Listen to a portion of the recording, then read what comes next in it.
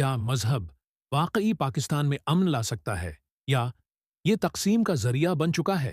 آج ہم ڈوب کر دیکھیں گے تاریخ میں، ثقافت میں اور ایمان کے اصل معنی میں، اور یقین کریں جواب صرف ہاں یا نہیں ہے۔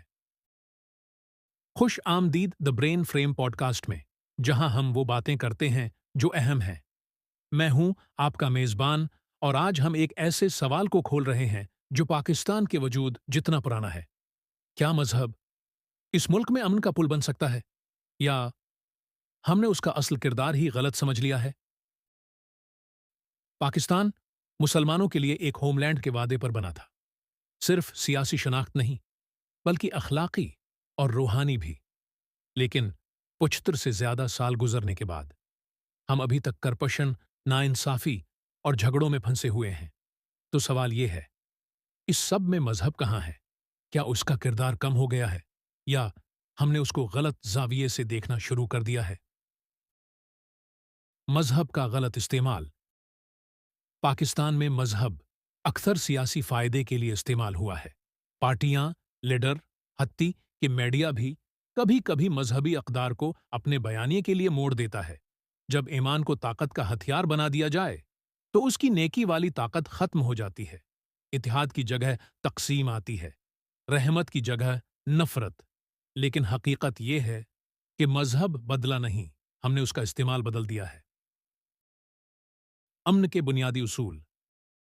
اسلام اپنی اصل میں امن، انصاف اور رحمت کا دین ہے۔ قرآن ہمیں سچ کے لیے کھڑا ہونے کو کہتا ہے، چاہے وہ سچ ہمارے خلاف ہی کیوں نہ ہو۔ نبی اکرم نے ہر پڑوسی سے حسن سلوک سکھایا، چاہے وہ کسی بھی مذہب کا ہو۔ اگر ہم واقعی ان اصولوں پر عمل کریں تو کرپشن کم ہو جائے، معاشرہ جڑ جائے اور تشدد کی زمین ہی ختم ہو جائے۔